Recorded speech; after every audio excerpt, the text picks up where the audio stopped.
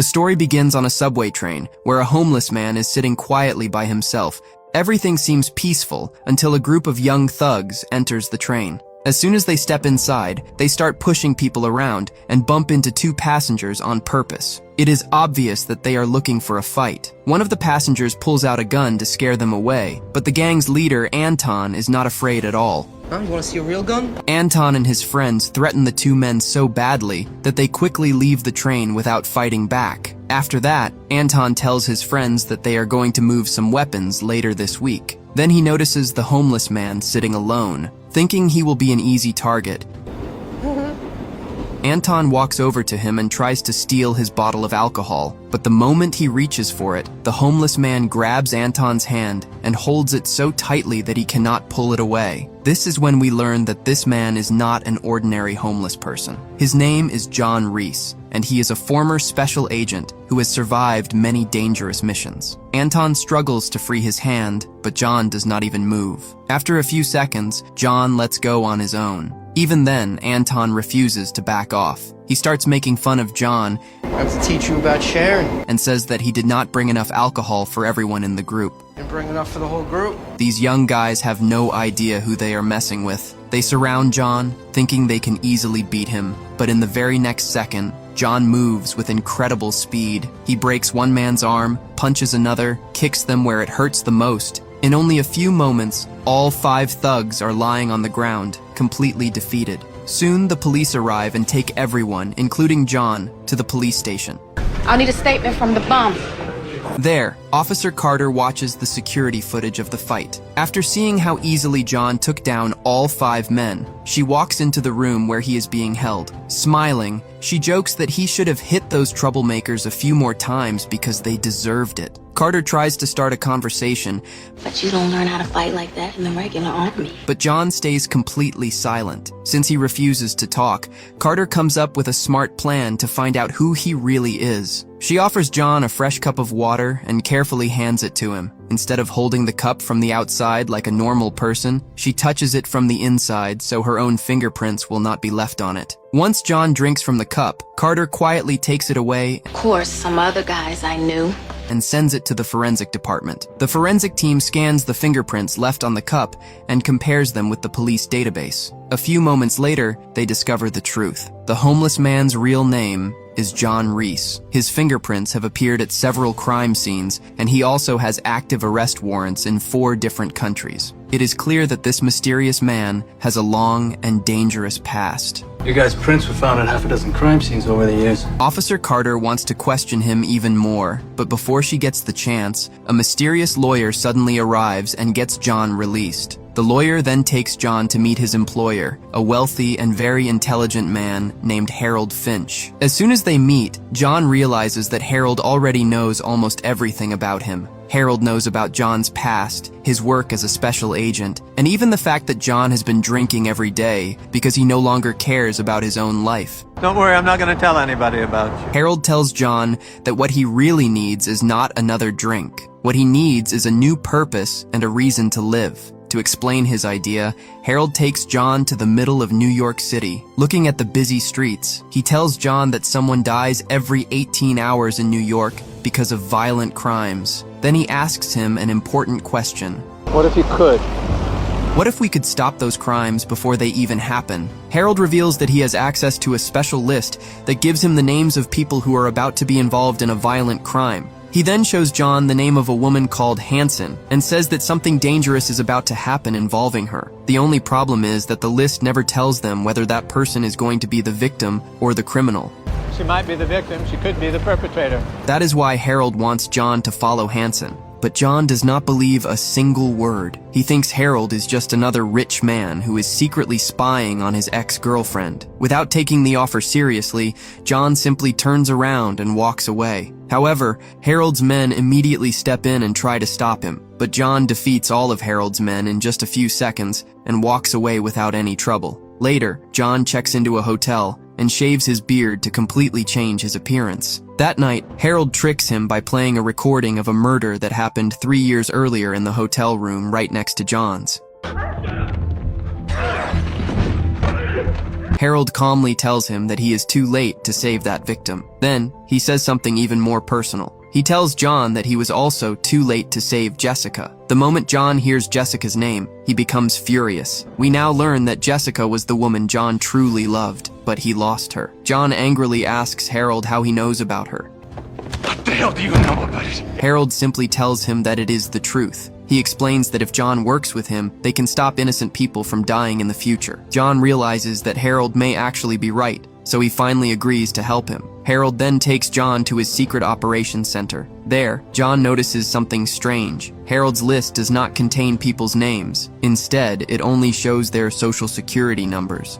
These are social security numbers. This means they first have to discover who the person is before they can stop the crime. John immediately starts investigating Hanson's case. After digging through different records, he finds two people who could be connected to her. The first is a lawyer named Wheeler. He works with Hanson, and the two used to be in a relationship before she broke up with him. The second suspect is a dangerous gangster named Pope. Pope's on trial for killing his friends in a drug deal gone bad. Hanson was the prosecutor who sent him to prison, so he also has a reason to hate her. To learn more, John secretly follows Hanson everywhere she goes. Soon, he attends Pope's court hearing, where Detective Fusco is giving his testimony. After the hearing ends, Hanson becomes angry with Fusco because he said things in court that were not part of the plan. Later, Hanson visits Pope in prison. She tells him that she no longer believes he is guilty of the murder he was convicted for. John is secretly listening to their conversation through a microphone hidden inside Hanson's phone. House when that 911 call was made. During the talk, he learns that Pope has a younger brother named Michael, whom he is desperately trying to protect. John starts putting the pieces together. It looks like Pope confessed to a murder he did not commit. He did it because Michael had witnessed the real killers, and Pope wanted to keep his brother safe from them. The next day, Wheeler secretly enters Hanson's office while she is away. He searches through her computer, looking for information about Michael. After seeing this, John starts thinking that Wheeler may also be hiding something. That same night, the real criminals reach Michael before anyone else can. Luckily, John arrives just in time. He fires a grenade launcher at their truck, stopping them before they can escape. After a short fight, John rescues Michael and also takes a few police badges from the attackers. When he looks at the badges, he makes a shocking discovery. Cops, come on.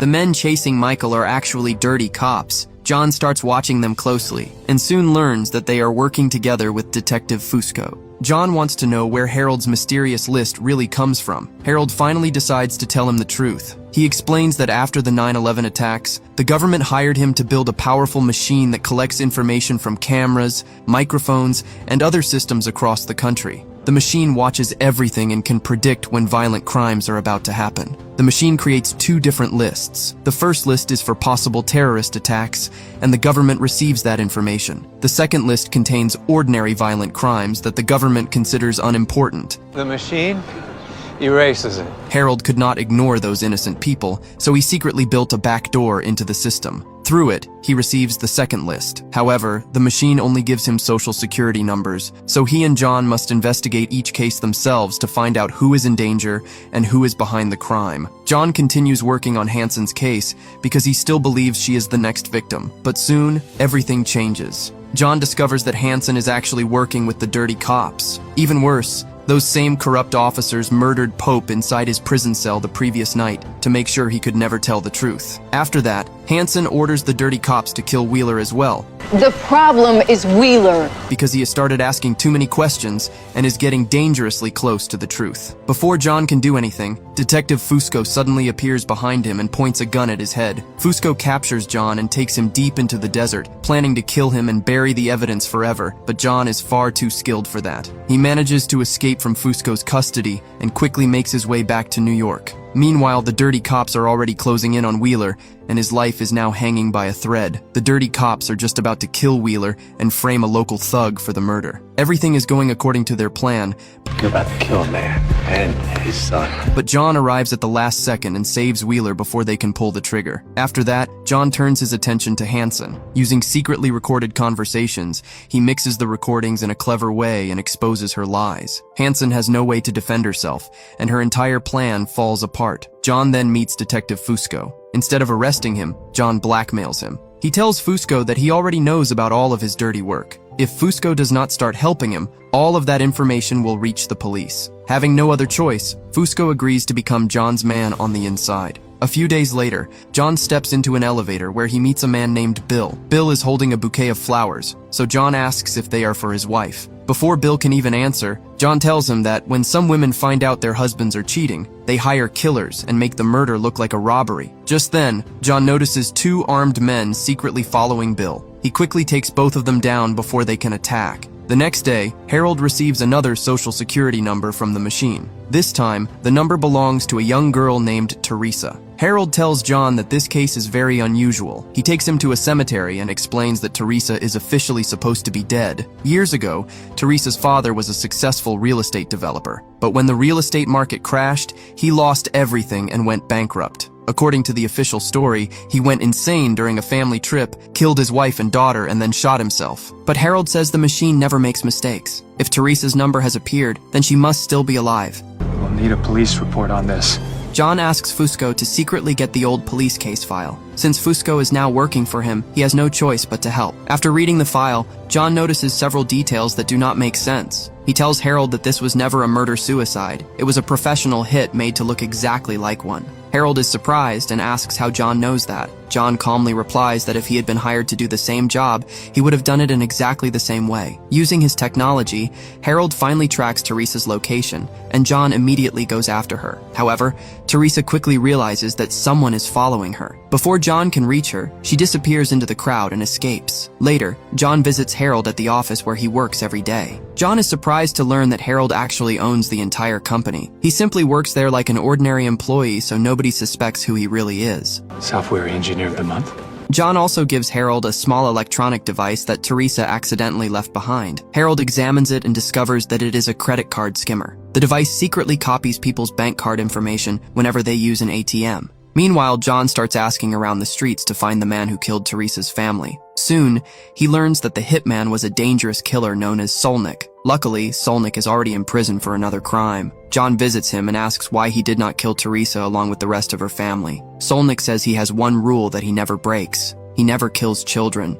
John then asks who hired him, but Solnik says he only met the man once. He was paid in cash, no names were used, and he has no idea who was really behind the contract. A short time later, Teresa tries to sell stolen banking information online. Harold is able to trace the transaction and quickly finds her location. Teresa just tried to sell those account numbers online. John reaches Teresa just in time, but before he can safely get her away, a professional assassin suddenly attacks them. John fights back, protects Teresa, and manages to escape with her. He hides her in a hotel where she finally starts telling the truth. Teresa reveals that before her father died, he blamed her uncle Derek for everything that had happened to him. John immediately tracks Derek down and starts investigating him. Soon, he uncovers the shocking truth. Derek secretly worked with two powerful construction businessmen to arrange his own brother's murder. The reason was simple. After Teresa's father died, all of his land would legally pass to Derek. Now the same people want Teresa dead, because if the authorities discover that she is still alive, she will become the legal owner of all that valuable land. John finally tracks down one of the businessmen behind the conspiracy. Without giving him any chance to escape, John crashes a large truck straight into his vehicle, forcing him to stop. He tells the man to cancel the hit on Teresa before it is too late, but the contractor calmly replies that he is already too late because the assassin is already on his way. It's too late.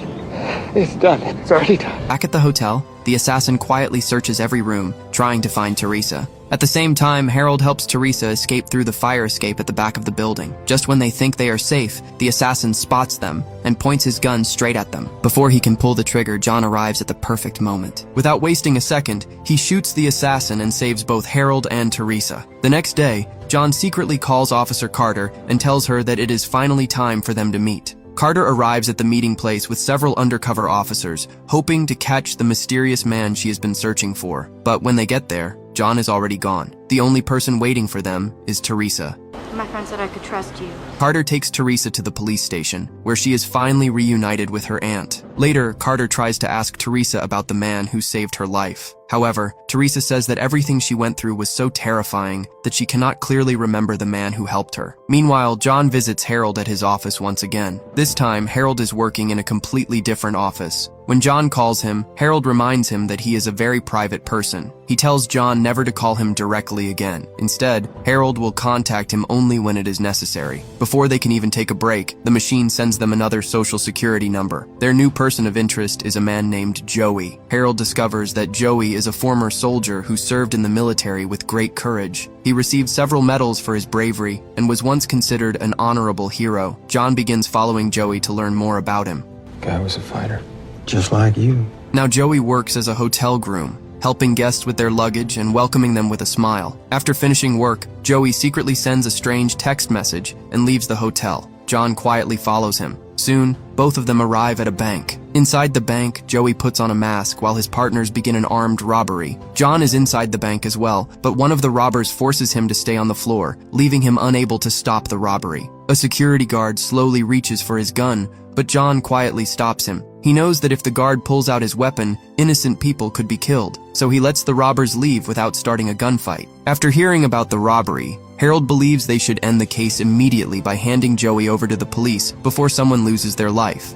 Either way, I say we gift wrap him and give him to the NYPD. But John disagrees. He cannot believe that a soldier who once risked his life for his country would suddenly become a violent criminal. John wants to know what really happened to Joey. As he keeps watching him, John discovers that Joey is part of a group made up of former soldiers. Instead of serving their country, these men now carry out carefully planned bank robberies together. John decides the only way to learn the truth is to go undercover. Using the information he has collected, he creates a fake identity and visits a former army sergeant named Sam, who now owns a bar. John pretends to be a former Marine looking for dangerous work with good money. He even claims that an old Marine friend, who is now dead, once told him to contact Sam if he ever needed a job. A few days later, Harold secretly helps John's plan by arranging for the gang's regular driver to be arrested by the police. With the driver gone, the gang now needs someone to replace him. This creates the perfect chance for John to join the group. Soon, John has his first meeting with Joey and the rest of the team. At the same time, Officer Carter carefully watches the security footage from the bank robbery. While watching the video,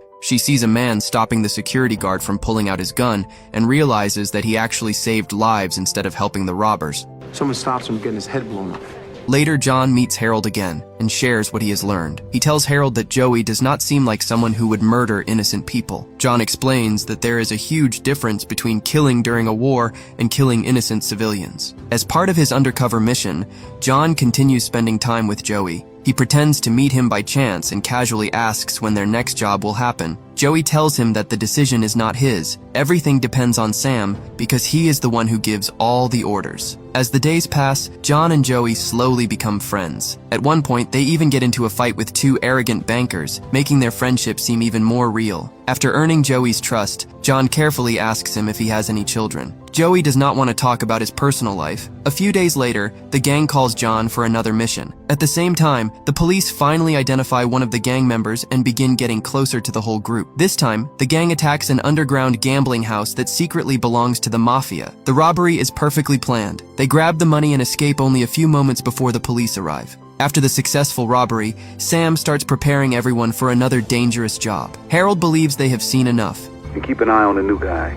You might need him going in. He tells John that it is time to stop the gang before someone gets killed, but John asks for a little more time. By now, he has learned the real reason Joey joined this criminal group. One of the women Joey visits is his girlfriend. The other woman is the wife of Joey's best friend from the army. His friend was killed during the war, leaving behind a wife and a young daughter. Joey promised himself that he would earn enough money to take care of them for the rest of their lives. John realizes Joey is not robbing banks because he is greedy. He is doing it because he wants to help the family of the friend he lost in the war.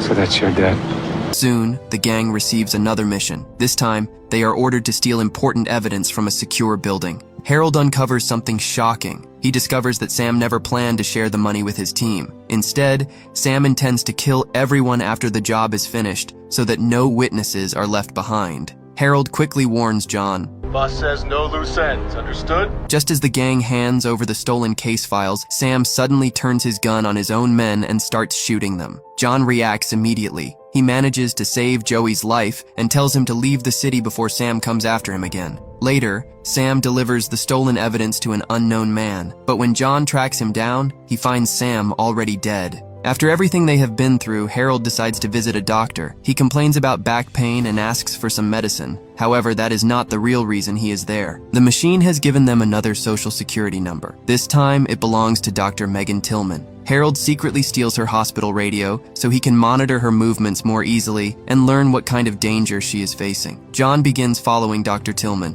He He soon notices that she is a very lonely person. Her entire life revolves around work. She spends almost all of her time at the hospital and rarely does anything for herself. Single, lives alone. One evening, she finally decides to relax and visits a nightclub. A man immediately starts bothering her, but before things get worse, John quietly steps in and scares the man away. While inside the club, John notices another man named Andrew. Earlier that day, Andrew had accidentally bumped into Dr. Tillman. Now John returns the favor by bumping into Andrew on purpose. During the collision, John secretly discovers that Andrew is carrying illegal drugs. John later talks to the bartender and learns that Dr. Tillman comes to this club alone almost every night. It seems Andrew has become interested in her. The next day, John secretly breaks into Andrew's apartment.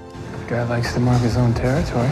He copies all the files from Andrew's computer and brings the information back to Harold. As they go through the files together, they make a disturbing discovery. Andrew is a sexual predator who constantly looks for women he can manipulate and take advantage of. He even has a criminal record from his college days, but somehow that record was officially erased, making it look like he has a completely clean past. Meanwhile, Officer Carter is still investigating the mysterious man from the earlier case. She carefully studies the security footage from the building where the evidence was stolen. While watching the video, one of the robbers briefly talks to Harold before leaving. And look, little guy says something back, right there. Even though she cannot hear what they are saying, she realizes the two men clearly know each other. Later that night, John watches Andrew approach Dr. Tillman inside the same nightclub. The two flirt for a while and seem to enjoy talking to each other. After some time, Andrew invites her to his house. Dr. Tillman politely refuses, and Andrew leaves the club alone. But instead of going home, Dr. Tillman secretly follows him. She even uses a camera with a zoom lens to watch his every move from a distance. Seeing this, John immediately calls Harold. He tells him that they were wrong all along.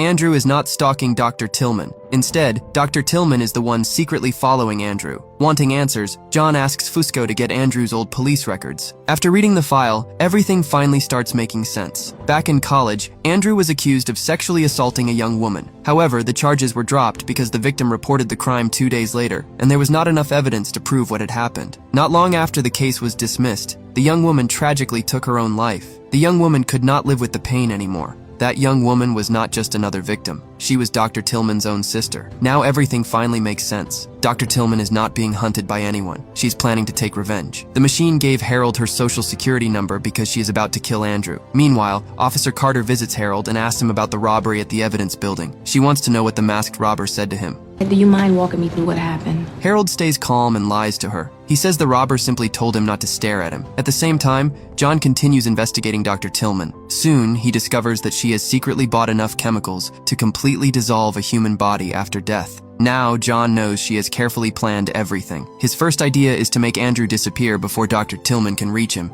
so John secretly plants illegal drugs inside Andrew's car and causes a small accident. When the police arrive, they find the drugs and immediately arrest Andrew. John believes Andrew will finally stay behind bars. But the very next day, Andrew is released. John cannot believe it. Fusco simply tells him the truth. Andrew is extremely rich, and he has several expensive lawyers who can get him out of almost any situation. That night, Dr. Tillman decides to take matters into her own hands. She quietly enters Andrew's apartment, shocks him with a taser, injects him with drugs, and places his unconscious body into a wheelchair. She then starts taking him toward her van. But before she can leave, John appears. He calmly tells Dr. Tillman that he already knows who is lying in the back of her van. Instead of stopping her by force, John sits down and talks to her. He reminds her that she has spent her whole life saving people as a doctor. If she kills Andrew today, she may get her revenge, but she will also lose the best part of herself forever. I know what happens when you take a life. John tells her that she is not a killer. She is someone who heals people, not someone who takes lives. His words slowly reach her heart. In the end, Dr. Tillman gives up her plan and decides not to become a murderer. Later, John takes Andrew to a quiet place where nobody else is around. The two men have a serious conversation. John admits that he still cannot decide what the right thing is. He wonders if people can truly change after doing terrible things, or are some people simply beyond saving. He also questions whether there are still good people left in the world, or if there are only good choices and bad choices. Finally, John looks at Andrew and tells him that only he can help answer those questions. I don't think that you're going to kill me. The scene ends before we learn what decision John makes. A few days later, the machine gives Harold another social security number. This time, it belongs to a respected judge named Samuel Gates. Judge Gates serves in the Supreme Court and has built a reputation for being completely fair. He is also known for being very strict on criminals. Because of that, He has made many dangerous enemies over the years. John starts following Judge Gates to protect him. Soon he notices several suspicious men watching the judge. One of them looks ready to attack. John prepares himself for a fight, but instead of pulling out a weapon, the man simply takes out his phone, sends a text message, and throws the phone into a nearby dumpster. John quickly picks up the phone and reads the message. The text talks about Samuel's son finishing school. At that moment, John realizes something important. They have been protecting the wrong Samuel Gates all along. I think we've been following the wrong Sam Gates. The real target is not the judge, it is his son. At that exact moment, a group of kidnappers attacks Samuel's son and tries to force him into a vehicle. John rushes in and fights them. He knocks down several kidnappers and almost saves the boy. But during the fight, one of the criminals suddenly pulls out a gun and shoots John, and he collapses to the ground unconscious. Taking advantage of the situation, the kidnappers escape with the judge's son. Soon afterward, Judge Gates receives a phone call. The kidnappers tell him that they have his son. They order him to wait for further instructions and warn him not to contact the police or tell anyone about the kidnapping. The judge is completely heartbroken. Even though John is wounded, he decides to help. He approaches Judge Gates and introduces himself. The judge immediately asks who he is. John simply replies that he is someone who wants to help bring his son home safely. John explains that the kidnappers will keep the boy alive as long as they still need him. Which one do you want to focus on? Together, they head to the judge's house to figure out what happened. Judge Gates cannot understand one thing. His home had a high-security alarm system, so how did the kidnappers manage to get inside without anyone noticing? John tells Judge Gates not to panic. He asks him to wait for the kidnapper's next phone call while he investigates the case on his own. John then heads to the nanny's house because he believes she may know something important. On the way, Harold stays in touch with him over the phone. Harold is trying to hack into the phone company's system so he can trace the kidnapper's call, but for now, he is unable to break through their security. When John reaches the nanny's house, he finds something shocking. The nanny is already dead. John quickly realizes what happened. After getting the information they needed, they killed her to remove the only witness. Soon after, Harold helps John locate one of the suspicious men they had seen earlier. John catches him, beats him until he talks, and knocks him unconscious. While checking his body, John notices a tattoo on the man's chest. The tattoo belongs to a dangerous gang called SP9. Harold explains that SP9 originally came from Eastern Europe, but now they have expanded into many other countries, including the United States. They also run kidnappings in Warsaw. That night, the kidnappers call Judge Gates again. This time, they finally reveal what they want. They are not asking for money. Instead, they order the judge to make sure a woman named Angela is found not guilty in her upcoming trial. If Angela walks free, they promise to return his son alive. After the call ends, Judge Gates explains that Angela's case seems simple. She is accused of hitting a man with her car and then leaving the scene without helping him. Meanwhile, Harold continues digging into the SP9 gang. He discovers that the gang has become a huge international criminal organization with operations in nearly 18 countries. The next day, Judge Gates enters the courtroom to hear Angela's case. He secretly tries to help her without making it obvious. At the same time, he delays the final decision as much as possible, hoping John can rescue his son first. But the gang leader calls him and warns him to stop wasting time. Even then, Judge Gates refuses to rush the case. He says he will only make his decision the proper legal way. While this is happening, John questions the gang member he captured earlier. After a rough interrogation, the man finally gives him the address of the place where gang members collect their payments. John goes there immediately. Inside, he finds nearly $500,000 in cash. After taking down the guards protecting the money, he begins searching for more clues. At the same time,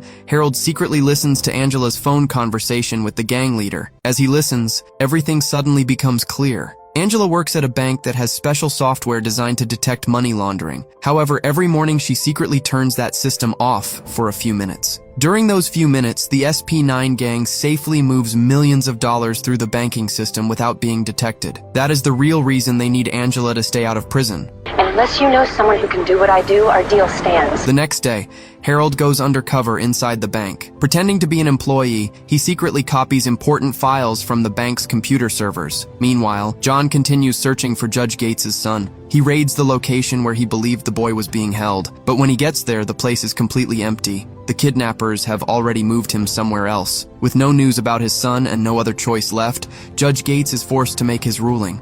In front of the entire courtroom, he declares Angela not guilty on all charges. Soon after, the gang leader calls the judge once again. He tells him to come alone if he wants to see his son. But John already knows it is a trap. The gang has no intention of keeping its promise. They are planning to kill both the judge and his son. If you want your son back, come alone. When Judge Gates arrives at the meeting point, the gang members bring his son in front of him and cruelly tell him to say his final goodbye. Just then, John suddenly appears. He is not alone. He also brings Angela with him. John exposes the entire truth in front of everyone. Realizing that their secret has been exposed, the gang leader understands that the whole operation is finished. With nothing left to lose, he orders his men to kill everyone. A massive gunfight breaks out. John fights back with his usual skill and takes down one criminal after another. In the end, the gang members are defeated. Judge Gates and his son are finally safe and the criminals lose everything. After the case is over, Harold secretly hands all the evidence to a lawyer. With solid proof against her, when the police arrive at the scene, they find Angela tied up along with the gang members. From the outside, it looks like she is just another victim, so the police arrest the criminals while Angela is also taken into custody for questioning. Soon, the machine gives Harold and John another new social security number. I suppose only time will tell which one of us is right. This time, John has to work undercover again. He pretends to be a professional driver so he can get close to a woman named Zoe Morgan. When John arrives, Zoe is careful and does not trust him right away. She immediately calls the driving company to confirm whether they really sent her a new driver. Luckily, Harold answers the phone before anyone else can. Satisfied with the answer, Zoe gets into the car. John drives her to a quiet location where she secretly buys a handgun from a man. At first, John believes something illegal is going on, but later, after secretly entering Zoe's apartment, he finds another gun already hidden inside. John tells Harold that this changes everything. The only reason someone would buy a second gun is if they need one that cannot be traced back to them. After that, Zoe changes into different clothes, and John drives her to a fancy event. Still suspicious, John quietly follows her inside. There, Zoe meets a high-ranking police officer and hands him the gun she had just bought. As John secretly listens to their conversation, the truth finally comes out. A police officer had accidentally lost his service weapon. Instead of reporting it and creating a huge problem, Zoe secretly bought another identical gun to replace it. She was simply doing a favor for money. You owe me one. Later, John drives Zoe back to her apartment. Before leaving, she tells him to come back the next morning at exactly 10 o'clock. On the way back, Harold asks John what he thinks about Zoe. John explains that Zoe is a fixer. She has helped many powerful people over the years. That also means she has made plenty of dangerous enemies who might want her dead. Meanwhile, Officer Carter starts investigating another case. The police discover the dead body of a man who had once been the main suspect in the murder of a woman named Marlene Elias. John and Harold realize that this is the same case whose files were stolen during the earlier mission. Carter contacts the detective who originally investigated Marlene's murder. The detective explains everything. Marlene worked as a waitress in a nightclub owned by a powerful mafia boss. The mafia boss secretly had an affair with her. Eventually, Marlene wanted him to leave his wife and marry her instead. The mafia boss got tired of her demands, so he hired a hitman to murder her. He did. Permanently. Even though the killer was arrested, the mafia boss used his influence to buy the case, allowing the murderer to walk free. Marlene and the mafia boss had a son together. Now they believe that this son may have stolen the old case files and killed the original suspect to finally uncover the truth about his mother's murder. At the same time, Zoe suddenly finds herself in serious danger. A powerful businessman named Mark Lawson starts hunting her. Mark is the heir to a huge pharmaceutical company. Earlier, he hired Zoe to recover a secret recording that exposed his illegal affair. After getting the recording back, Mark murdered the reporter who had filmed it. Now Zoe is the only remaining witness. To erase all evidence, Mark decides to kill her as well. Luckily, John arrives just in time and saves Zoe before Mark's men can reach her.